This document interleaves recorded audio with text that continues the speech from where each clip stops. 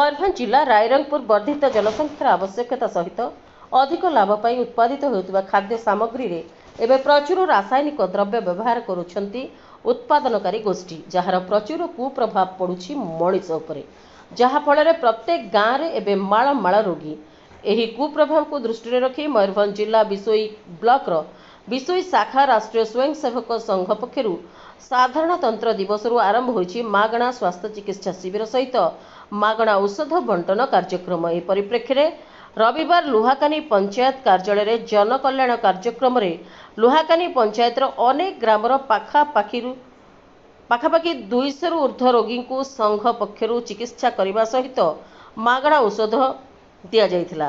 बिशोई शाखा लुहाकानी राष्ट्रीय स्वयंसेवक संघर त्रैलोक्य बेहरा तत्वावधान में कार्यक्रम अनुष्ठित होता बेले पंचायतर समिति सभ्य दिलीप गिरी, नायब सरपंच जगमोहन नायक, आशाकर्मी और समस्त वार्ड मेंबर माने सहयोग कर सफलता देथिले।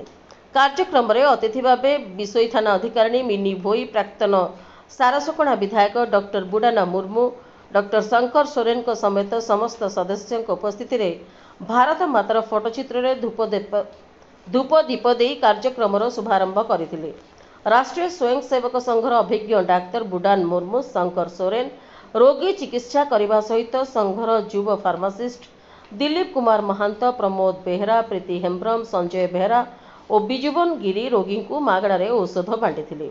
उक्त कार्यक्रम को लुहाकानी राष्ट्रीय स्वयंसेवक संघर त्रैलोक्य बेहरा तत्वावधान में अनुष्ठित होता बेले रसानंद रणा, भुवन बेहरा, गजेन्द्र बेहरा, मनोज पात्र, एसके हासेन, तरणि सेन रणा, शंकर नायक, जगमोहन नायक, शिवप्रसाद महांत, नवीन बेहरा, प्रताप बेहरा परिचालना करथिबा बेले वंशीधर दास, महेंद्र मुर्मू, तपन कुमार महांत, ध्रुपक कुमार गंतायत, उत्तम कुमार बेहरा, लंबोदर तुंग, सुजित बेहरा, परशुराम पात्र, फकीर नायक, अनिल धीर, हरेकृष्ण धल, भीमचरण सरदार और बहु संख्यक स्वयंसेवक संघर कार्यकर्ता बिशोई संघरु सहयोग करथिले।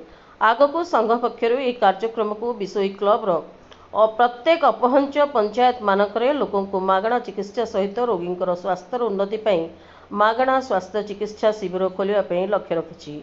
संघर एपरि जनहितकर कार्य को देखि जनसाधारण बेस प्रशंसा करुवा बेले संघ प्रति लोकप्रियता वृद्धि पाउथिबा देखबाको मिलिछि। नमस्कार आज्ञा, हमर आज बिशोई शाखा जो आरएसएस अच्छी ग्रुप आज आम लुहाकानी पंचायत ऑफिस रे गोटे निःशुल्क रोगी सेवा और औषध बंटन जो कार्यक्रम होती उन्नत मानर चिंताधारा को नहीं जहाँफल दूर दूरांत आम गाँ गहली जो थे रोगी मैंने से बिना मूल्य चिकित्सा पाइपर औषध पाइपर।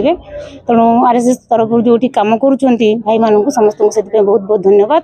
परवर्ती समय कार्य आहरी व्यापक दृष्टि आम विषय अंचल लोक मैंने पातु बोली आशा कर। आज कार्यक्रम विषय कौन कहबे सर? आज राष्ट्रीय स्वयंसेवक संघ बिशोई तरफ लुहाकानी ठारे निःशुल्क स्वास्थ्य चिकित्सा व्यवस्था होती। अंचल विभिन्न तलवर्ग रोचुआ जो माने सेवा पाई पारना से स्वास्थ्य संबंध में एटी 2 जन डॉक्टर सहायतार चिकित्सा कार्यक्रम होती। राष्ट्रीय स्वयंसेवक संघ प्रतिष्ठा हेबार ये 100 वर्ष पूर्ति चली।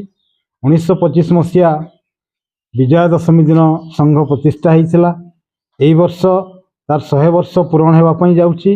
राष्ट्रीय स्वयंसेवक संघ सेवा, सुरक्षा और समरसता आम राष्ट्र में प्रचार करुच्ची एवं भारत वर्ष रे सबु नागरिक मानक समान भाव में उन्नति करंतु यही प्रकार विचार रखिकी ये दीर्घ 100 वर्ष है काम कर चली।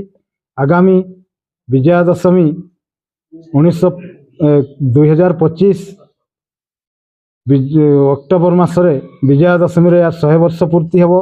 से वर्ष तमाम राष्ट्रीय स्वयंसेवक संघ द्वारा समग्र देश में विभिन्न प्रकार कार्यक्रम आयोजन होउछि।